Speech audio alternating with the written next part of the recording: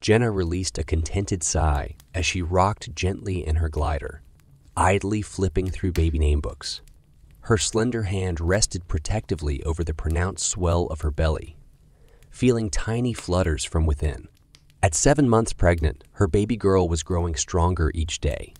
The bare nursery walls would soon be adorned with calming ocean prints Jenna had selected, and her daughter's crib and wardrobe were assembled and waiting in the spare room.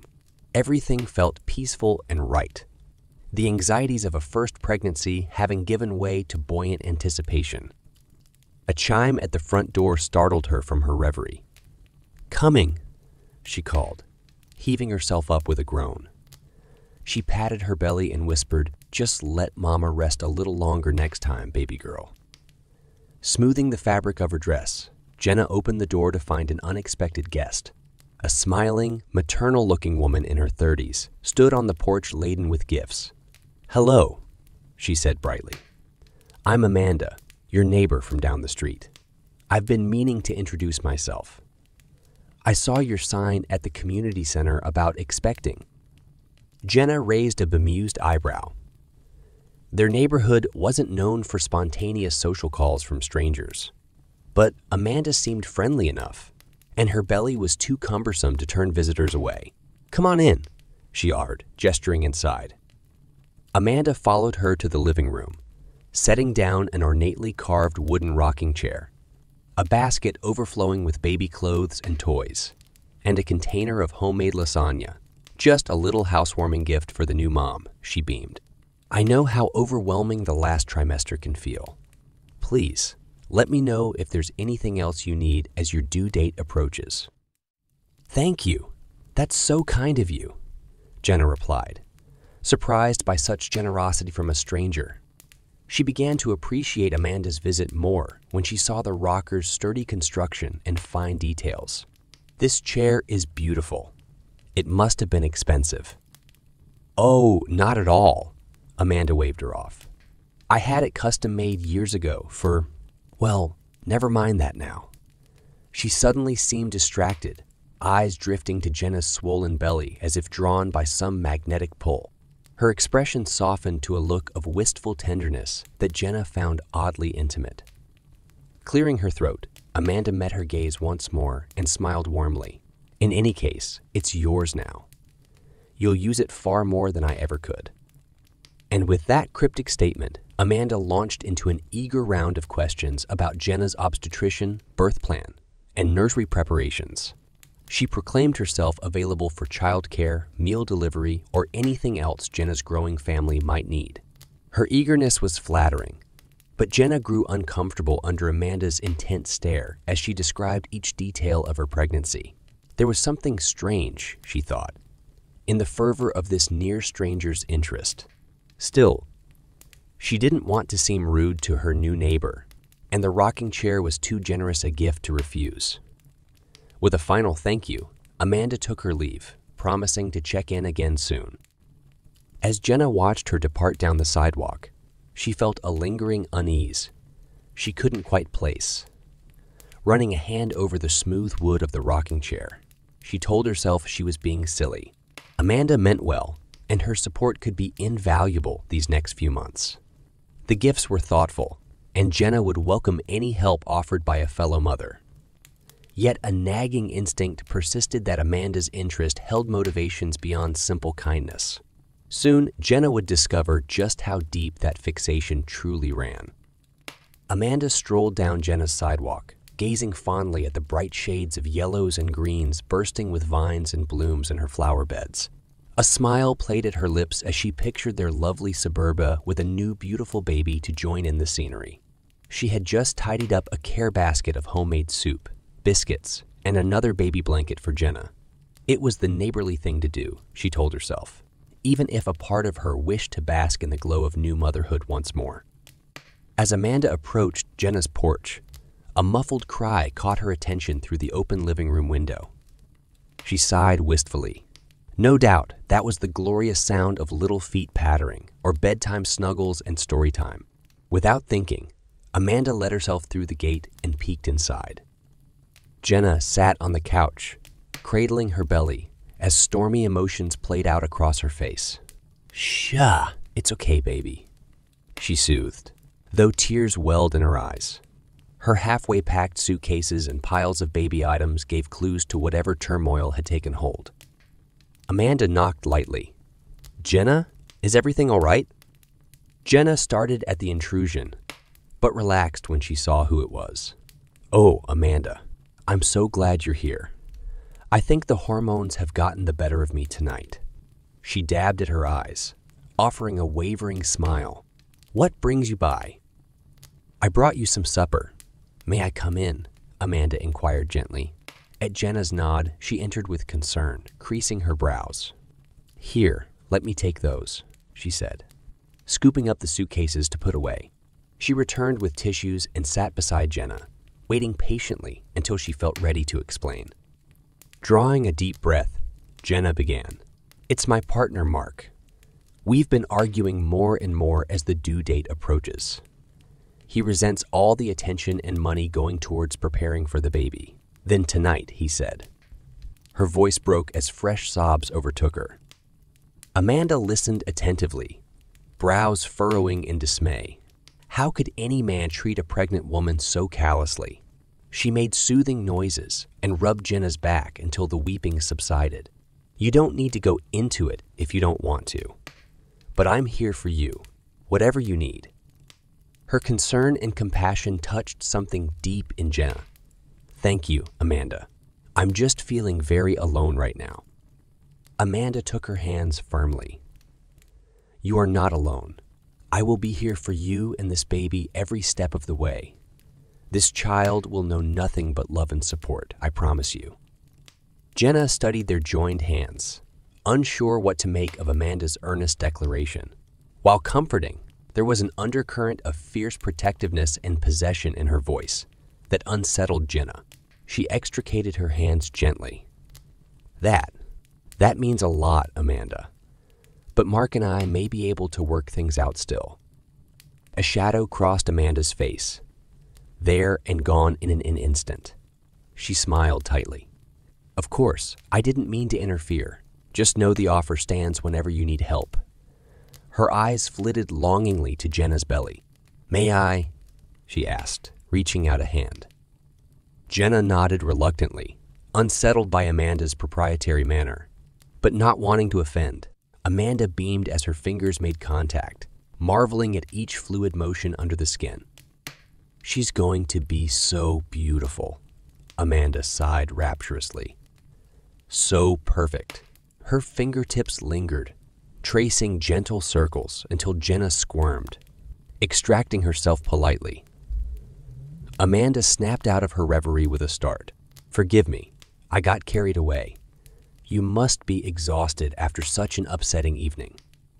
"It's all right," Jenna replied weakly, though discomfort had pooled in her gut. Something was not quite right about Amanda's eagerness, her familiar, intrusive manner. But who was she to turn away the concerned support of a neighbor? With forced cheer, she thanked Amanda for her thoughtfulness and bade her good night, more unsettled than she cared to admit. As she watched Amanda's departing figure through the window, an unease took hold that she couldn't shake off no matter how hard she tried that night. Jenna smoothed lavender, scented cream over her swollen belly, lost in plans for the nursery. But try as she might to focus on the joyful preparations, darker thoughts intruded. Amanda's visits had grown worryingly frequent, her ardor discomfiting Jenna more each time. The doorbell chimed, and Jenna steeled herself to face Amanda again with a welcoming smile. But upon opening the door, she froze in dismay. 3 boxes spilled over with stained linens, soiled toys, and sleepers. A baby monitor, unpacked on the porch. Jenna's sluggishness gave way to panic. How did Amanda get these things without her knowledge? A crumpled piece of notebook paper fluttered in the breeze. Jenna's name scrawled on top. With shaking hands, she unfolded it. "My dearest Jenna, I know you must find this shocking, but please try to understand. These were William's things, the son I long to hold again. Keeping them packed away is too painful. so I want you to use what's useful for your little one. You both deserve all the comfort and joy a baby brings. I think of you always and pray for a healthy birth. My door is always open if you need me. All my love, Amanda." Jenna released a sob, startling her unborn daughter into somersaults. Her nausea wasn't just from morning sickness now. This was too much. Amanda's behavior had crossed a line. She had to put a stop to it, for the sake of her family's safety and sanity. With trepidation, Jenna dialed Amanda's number. After too many rings, her voicemail picked up. "Amanda, this is Jenna. I need you to respect my boundaries. Please don't come by unannounced or leave packages at my home again. I think we should take a step back from our friendship." She ended the call, heart pounding in her throat. Would Amanda accept this boundary, or had she fueled something more dangerous in her fixation? That evening, as dusk fell, Jenna's phone lit up with multiple missed calls. She listened to the voicemails with dread. Amanda's distraught pleas warped into hysterical shouts. "You can't do this to me, Jenna. I'll do anything for that baby. It's mine, too. Don't shut me out." The last voicemail cut off abruptly, leaving Jenna paralyzed with fear. She realized with terrifying clarity, Amanda felt entitled to this child in ways Jenna couldn't comprehend, and she would not let go so easily. In the ensuing days, more packages and unhinged voicemails arrived. Public accusations followed Jenna online that she was an unfit mother, crying herself to sleep each night. She wondered how much longer Amanda's twisted obsession could escalate before violence ensued. One gloomy morning, a large box sat ominously on the porch. Jenna steeled herself to open it, heart in her throat. Inside lay blood-stained infant clothes, a letter scrawled with obscenities. She crumpled to the floor in hysterics, certain now that her baby faced true mortal danger from Amanda's psychosis. It was time to involve the authorities before this unraveled threat spiraled entirely out of control. Jenna composed herself to make the distressing call, praying they weren't already too late to save her daughter from Amanda's deadly grasp. Jenna paced her bedroom restlessly, caressing the firm swell of her full-term belly. Any moment now, contractions could start heralding the baby's arrival. But tonight, joy had curdled to dread. Though a restraining order was in place, Jenna knew Amanda remained a threat. The last chilling voicemail replayed in her mind. "If I can't have that baby, no one will." A creak downstairs jolted Jenna from her worries. Heart pounding, she peered into the hall. Empty. She crept towards the staircase, paused by the newborn mobile dangling above the crib. Memories of cradling her daughter soon flooded her with courage and resolve. Clutching the banister, Jenna descended. Her living room was dark, until moonlight caught a figure standing motionless by the window. "Amanda, what are you doing here?" Jenna demanded shakily. Amanda turned with a hollow smile. "I had to see you, Jenna. One last time. You need to leave. Now." Amanda shook her head, pacing closer. "After everything I've done for you, no, that baby is meant to be mine." She lunged suddenly, grasping Jenna's wrist. Jenna cried out, twisting free. "She's never been yours. You're sick, Amanda." Amanda slapped her, eyes wild. "Don't call me that." Heart racing, Jenna backed away. "Over my dead body." With an unhinged wail, Amanda lunged again. They crashed onto the couch in a tangle of limbs. Jenna wrestled for dominance, panic fueling her strength against Amanda's crazed grip on her throat. Black spots swam before Jenna's eyes as oxygen depleted. In a last surge of will, she bucked Amanda off and scrambled away, gasping.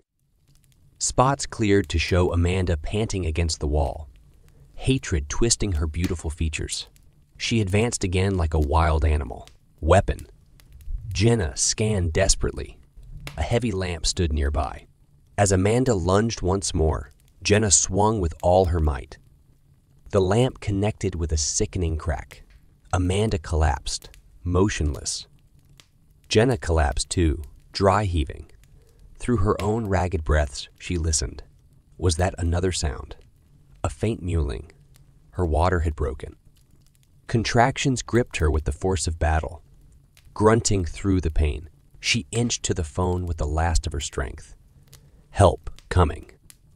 As darkness closed in, Jenna cradled her stomach and prayed for the strength to deliver her daughter safely into this world before Amanda or her injuries could claim either of their lives.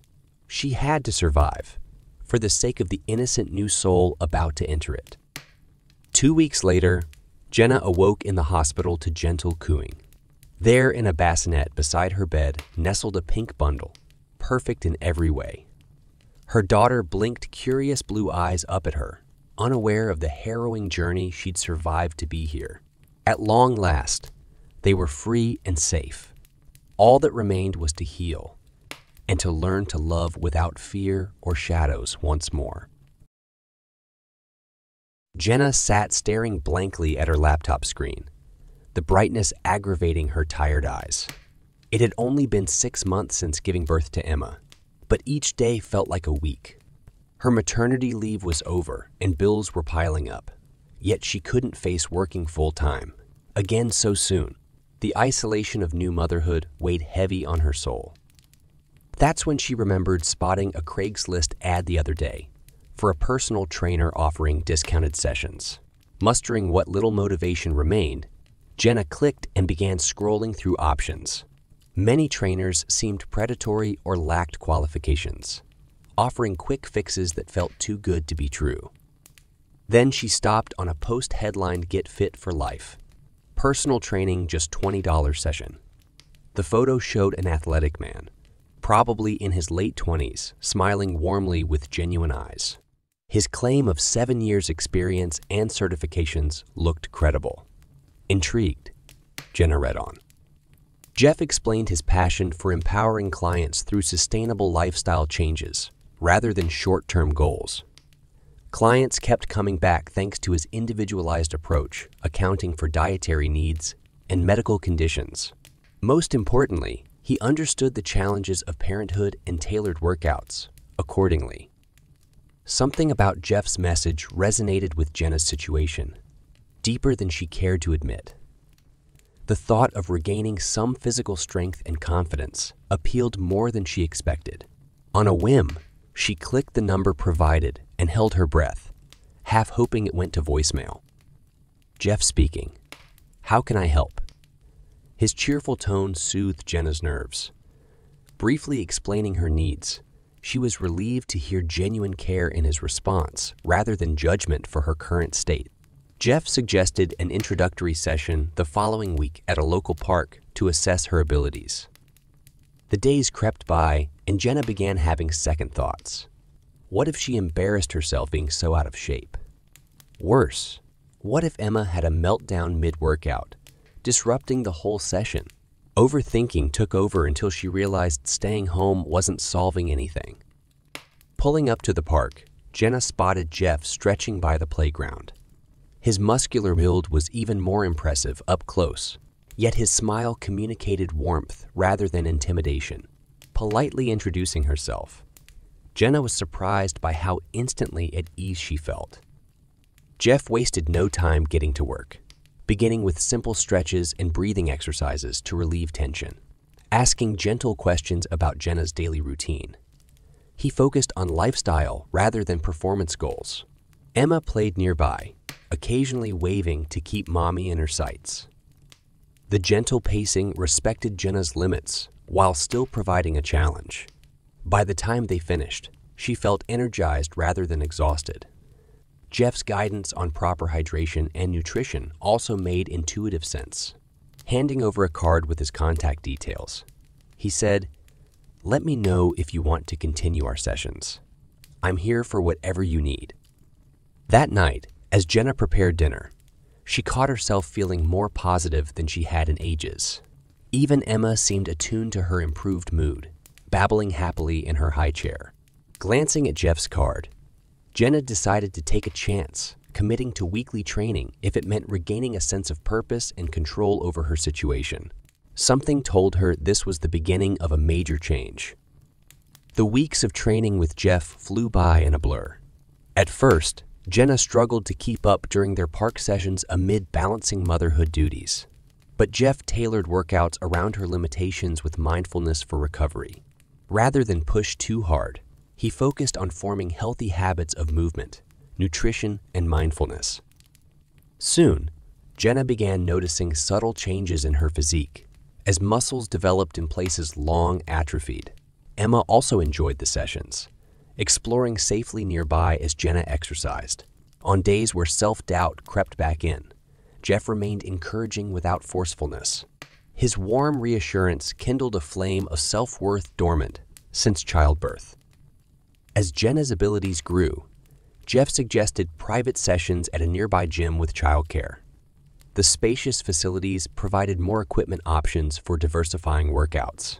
While nervous, at first being in such an intense environment, Jenna relaxed seeing other parents there with Jeff. He treated everyone with equal compassion, disregarding any perceived differences in ability. Their routines involved moderate cardio on elliptical machines, interspersed with bodyweight strength training circuits using exercise bands, balls, and benches. Jeff demonstrated proper form empathetically rather than critically if mistakes occurred. He focused more on feeling aligned muscular engagement than numbers or mirrors. Meal prepping also became part of their sessions. Jenna found joy in learning nutritious recipes from Jeff adaptable to any budget or schedule. Cooking with him felt relaxing rather than a chore. She began keeping meal plans and tracking hydration through a simple journaling method he suggested. As the weeks went by, Jenna noticed subtle changes with Jeff as well. His friendliness took on an intense familiarity she found uncomfortable at times. Compliments about her appearance increased beyond mentions of physical changes. The way his eyes lingered during adjustments bordered on intimate rather than clinical. When Jenna canceled a session due to Emma catching a cold, Jeff reprimanded her for shirking responsibility. His number of check-in calls dramatically increased from ensuring proper recovery to questioning daily habits.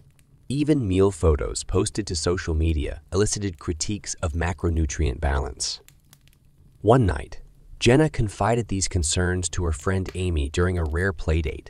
However, Amy defended Jeff, claiming he truly cared about clients' well-being.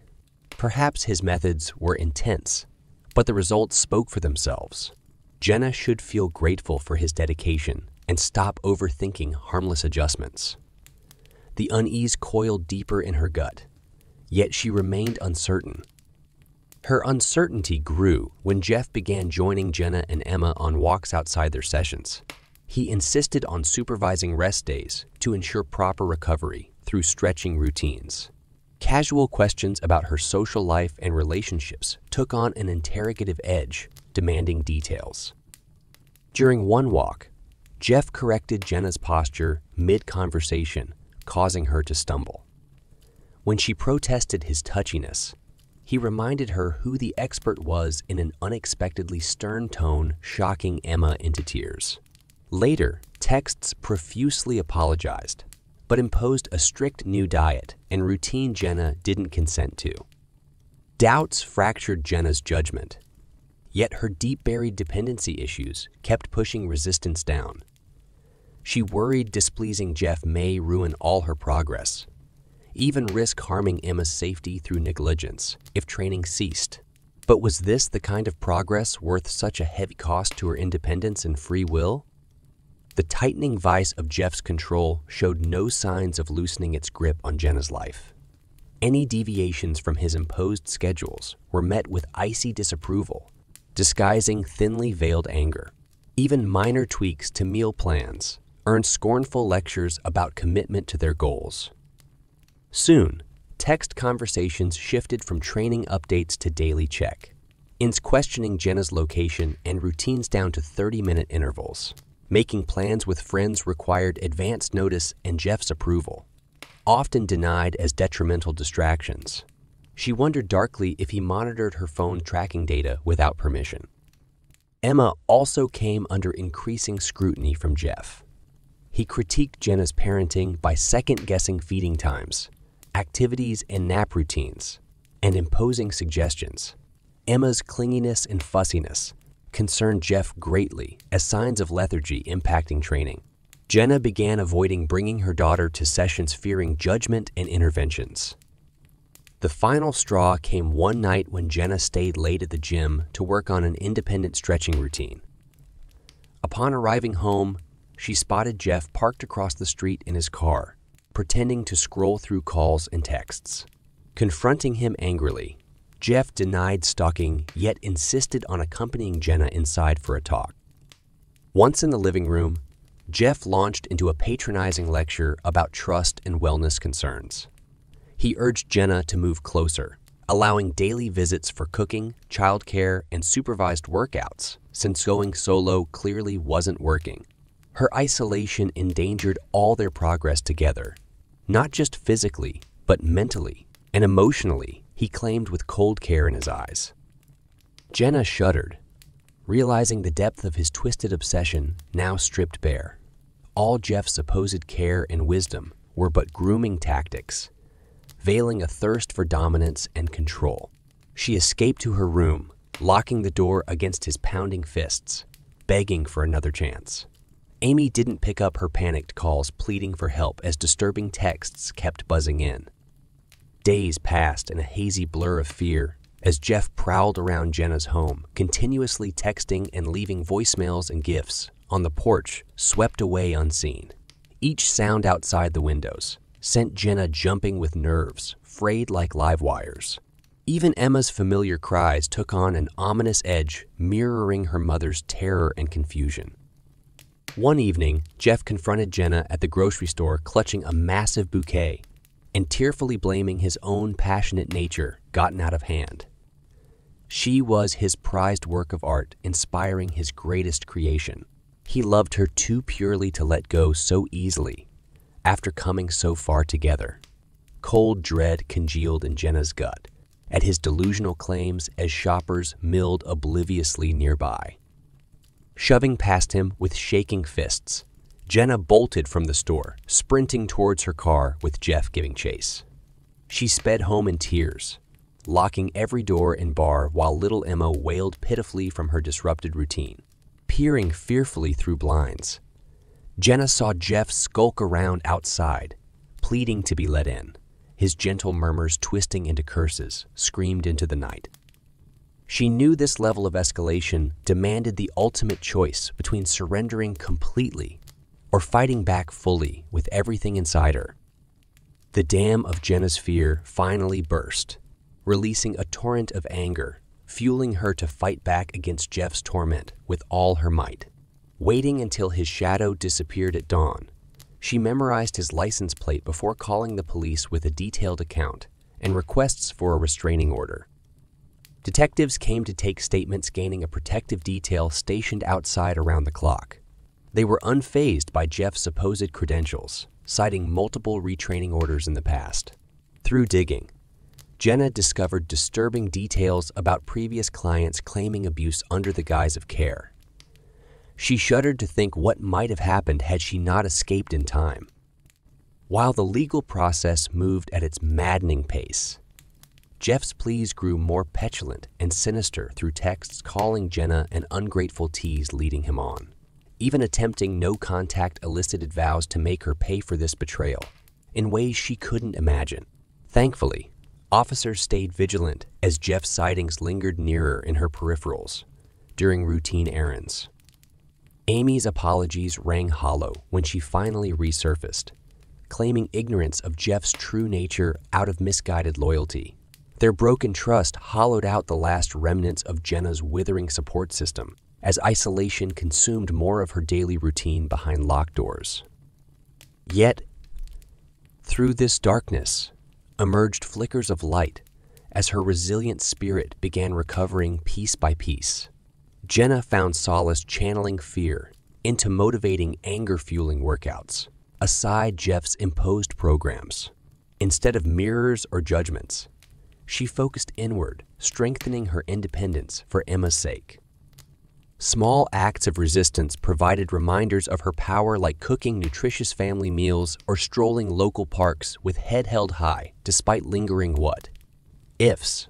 Letters from a support group brought understanding amid this turmoil and strength in shared struggle. Hope blossomed from broken places, nourished by resilience. The climactic confrontation came at Jeffrey's inevitable court date, amid a media frenzy breaking his story. Jenna steeled herself to face her tormentor one final time and speak truth, sealing his fate. Sat between supportive police and advocates. Her words rang out strong and clear, condemning his facade of care, disguising coercive control. Jeffrey's enraged denials fooled no one as additional testimonies surfaced. His restraining order solidified as punishment commenced through the justice system. While closure wasn't guaranteed, Jenna took solace in regaining a life on her own terms and keeping others safe from similar abuse. Her strength served as an example for others still enduring this private hell. Months later, new beginnings emerged, transformed by reclaimed independence and strength, regained through adversity. Jenna began dating again cautiously, yet embraced life's promise, rather than its pains. Motherhood brought daily joys in watching Emma thrive free from shadows. Each triumph, no matter how small, became victories stitching wounds of the past, until healed by love's nurturing hands and spirited resilience. Her story would inspire others toward theirs.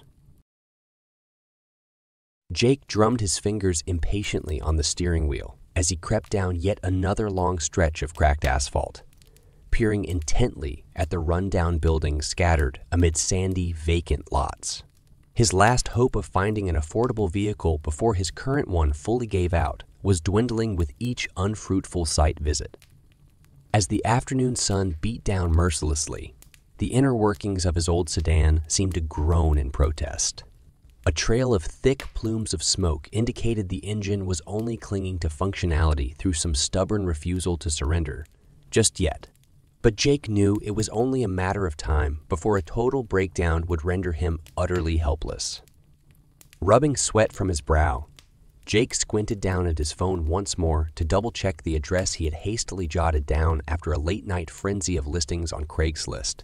7,312 Gatling. Ave stared back at him tauntingly, as if mocking his rising desperation. Every dollar he could scrape together was burning a hole in his pocket, an urgent pulse to complete this deal and drag himself out of the financial quicksand he was steadily sinking into. Rounding the final bend, Jake spotted a nondescript sedan parked haphazardly in the dusty acres of an abandoned factory lot. A solitary figure leaned against the hood, arms folded as cold eyes scanned the dilapidated surroundings. Something about the man's gaunt features and predatory stillness set Jake instantly on edge, though he was too committed now to acknowledge the primal warning stirring within. As he navigated the sputtering vehicle into the wide space next to the other car, a metallic clang told him his bumper had likely collected another battle wound in the process. Rolling down the window, Jake called out tentatively Mark, receiving a curt nod in response. Now that he was closer, unease swirled stronger in his gut, taking in the man's thin lips, pressed tightly into a bloodless line. An oversized black tracksuit seemed to swallow his lean frame whole, blending him into the looming shadows like a wraith-given form. But Jake stifled his reservations, reminding himself this may be his final chance. Plastering on the friendliest smile he could muster, he got straight to the point. "Thanks for meeting me out here. Mind if I take a closer look at the sedan?" Wordlessly, Mark pivoted to lean back against the hood, granting the permission Jake didn't truly need but was grateful for all the same. Popping the trunk revealed a surprisingly tidy interior, although worn in places. The upholstery was faded, but intact, without noticeable stains or debris. Jake checked the odometer, oil levels, and tires, finding no obvious defects. Firing up the ignition produced a healthy purr that only grew in volume and stability the longer it ran. Satisfied, Jake called out to Mark, hovering watchfully a short distance away. "She seems to be in good shape." You're asking $1,500, right? At Mark's grunt of confirmation, Jake withdrew the bundled bills from his pocket with a shaking hand. This was all the money he had left in the world. The last pieces of a future he hoped was about to take shape before him. As Jake rounded the car clutching his funds, something shifted imperceptibly in Mark's stony expression. A cold, predatory gleam lit his eyes that had nothing to do with a simple sale. Unease flared anew in Jake's stomach, but it was too late. In the next heartbeat, Mark pulled a pistol from within his tracksuit and leveled it squarely at Jake's chest. Money. Now. Jake stood frozen in place, heart pounding against his ribcage, as if attempting its own escape. The barrel of the gun stared back at him, an endless dark void that threatened to consume his entire being with a single twitch of Mark's finger. I don't understand, Jake stammered, hands automatically raising in surrender. I thought we had a deal. Mark said nothing, lips stretching into a grotesque imitation of a smile that sent fresh waves of terror crashing over Jake. With his other hand, Mark beckoned impatiently for the money. Somehow finding his voice again through sheer will alone, Jake pleaded. Please, I have a family to support. We can work this out. A mirthless chuckle escaped Mark. Family. Should have thought of that before coming all alone to meet a stranger. His tone darkened, dripping with acidic contempt. Money. Jake's thoughts raced frantically, even as his body remained frozen. Every fiber screaming to flee, yet knowing such an act would be his final. All signs of humanity had drained from Mark's gaze, leaving behind a blank and brutal stare that cared nothing for excuses or mercy. In that moment, Jake knew with crushing certainty his fate was sealed. The currency of his life measured only in green paper. With numb hands, Jake slowly extended the wad of bills he had painstakingly gathered, all hopes and dreams bound within those fragile sheets. As Mark snatched the money victoriously, his sneer widened impossibly to split his gaunt face. Thanks for playing. Now get out of here before I change my mind. The pistol barrel jerked sharply, snapping Jake from his trance. Spinning on his heel, he ran as if all the legions of hell were nipping at his heels, the roaring in his ears drowning out all other sound. Adrenaline overrode trauma and confusion, narrowing his focus down to the single directive of escape. Yet no matter how much distance he placed between himself and that desolate lot, Jake couldn't outrun the clutching grip of terror seizing his heart. Finally collapsing against his car wheezing, Jake clutched at his chest to hold together the shard of his very being. Rage and sorrow welled up to choke him, tears threatening to flow freely in an uncontrollable tide. Through it all, one thought echoed endlessly. How could he have been so foolish? The signs were there from the very beginning in Mark's predatory stillness, the clinical impatience in his manner. More than anything, Jake resented himself for his blind desperation overriding all self-preservation. As panic began to recede, leaving behind a hollow numbness, Jake knew he had to report the crime. Fumbling for his phone with shaking hands, he dialed 911 with the slim hope the police still may recover his money and bring Mark to justice. The call was a blur of forced calm and stilted replies, as Jake recounted the ordeal to a sympathetic operator. Assurances were given that patrol cars would be dispatched immediately to cordon off the area. Yet Jake heard the underlying verdict in their practice tones. The criminal had long fled, and his chances of recovery were slim to none. In his heart, Jake knew they spoke the truth, no matter how much he wished otherwise. Dragging himself back into the vehicle, which now felt more prison than escape, Jake peered through the dirty windshield at the vast emptiness stretching into the horizon, somehow even more menacing than before. In that vacancy, Mark could be anywhere, lost to the ether, while Jake was still tethered helplessly with nowhere left to run. The drive home passed in an agonized haze, every vehicle that passed causing Jake to flinch and check the rearview mirror frantically. By the time his battered sedan limped up the driveway, dusk was falling like a shroud over the day's trauma. Yet, as Jake stepped through the front door, his worries could find no respite, spilling instead into the quiet home where his family waited obliviously. Over a somber dinner, Jake barely touched his food, picking at it distractedly as his mind replayed the events obsessively for any clues he may have missed. Logically, he understood reliving the ordeal would change nothing, yet he couldn't sever the tether to those frantic moments, no matter how tightly he closed his eyes. Each shadow seemed to shift with malice, every innocuous sound from the street below carrying the potential of Mark's return.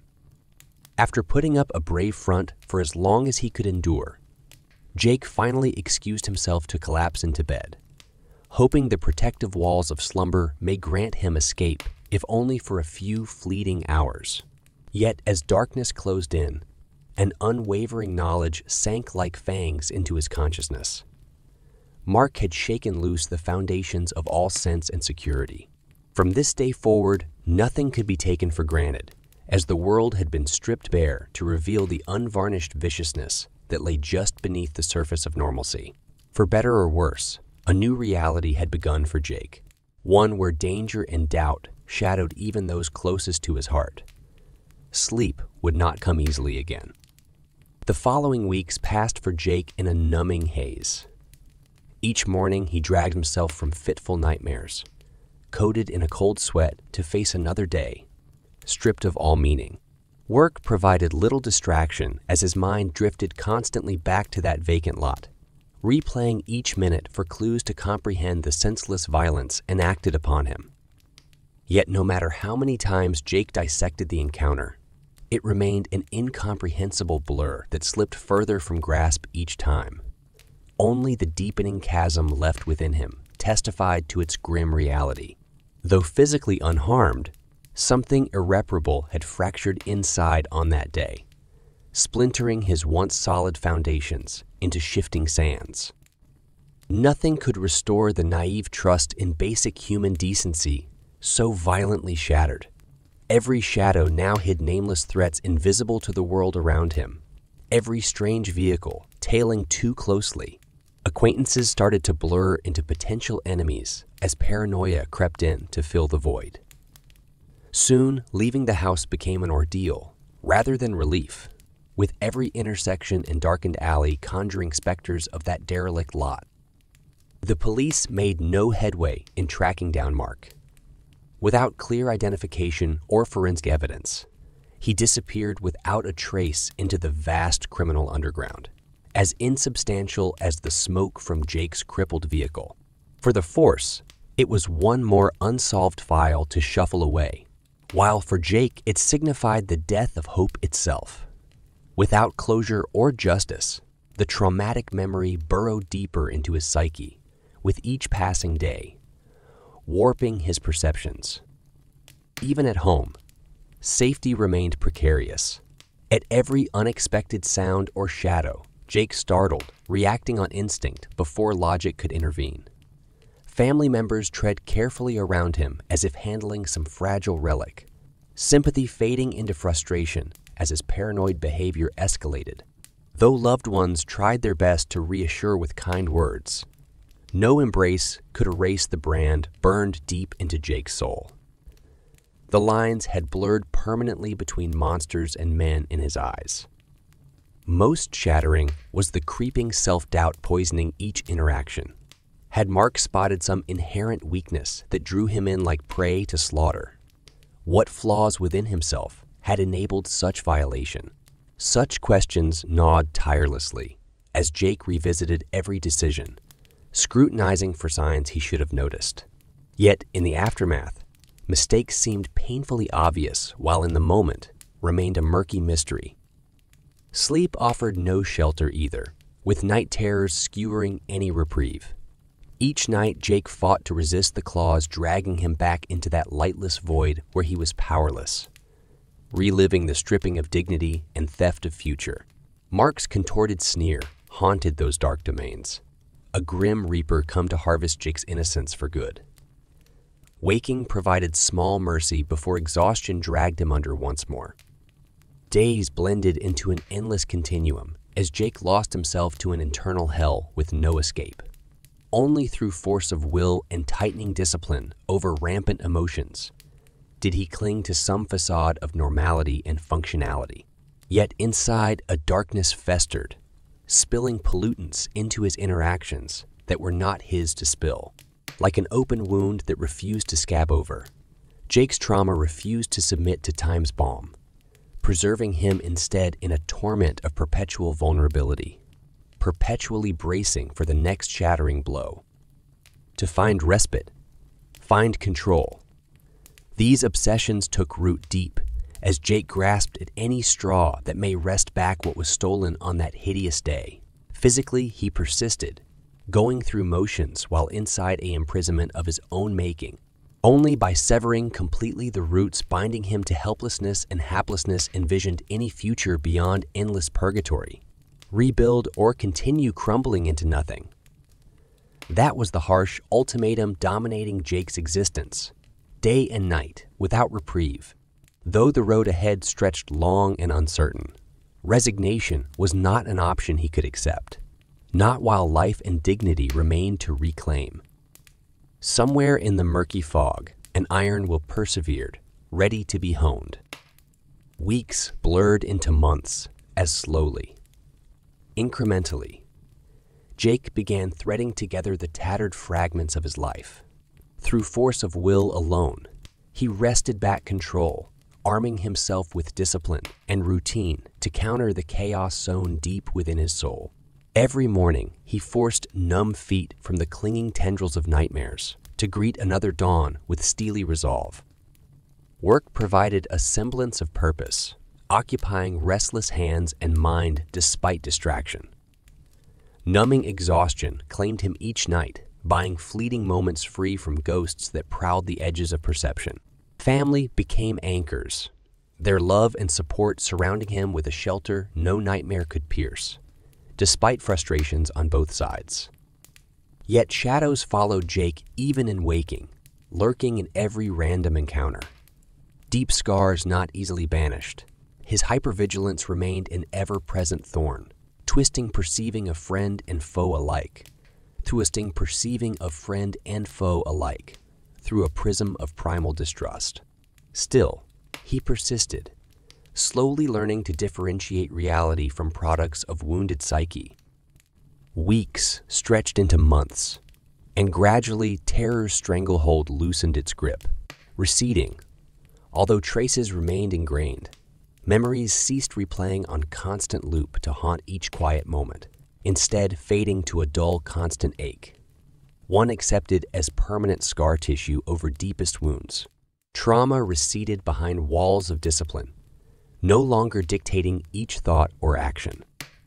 Hard-won progress brought flickers of lightness creeping back, subtle reminders of a self lost too long ago, but not beyond reclaiming. Simple joys once taken for granted, now treasured in quiet moments.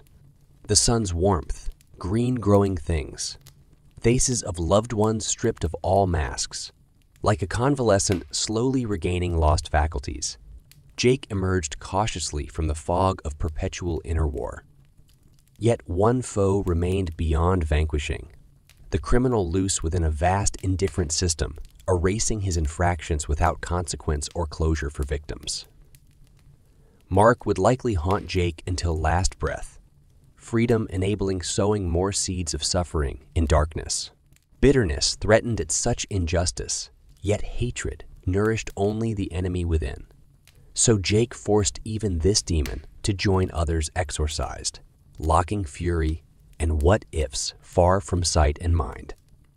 One late afternoon, as dusk fell like a shroud over another unremarkable day, Jake found himself drawn to the vacant lot where his life irrevocably altered. Slowing as he passed, something drew him to bear witness, one last time, facing the ghosts of past on their own disused turf. Parking at the outer perimeter, Jake stepped out into the fading light, senses on high alert despite solitude. Long shadows projected eerie shapes over undulating plains of dirt and dead weeds. All signs of humanity had fled, leaving desolation pierced only by Jake's steady footfalls.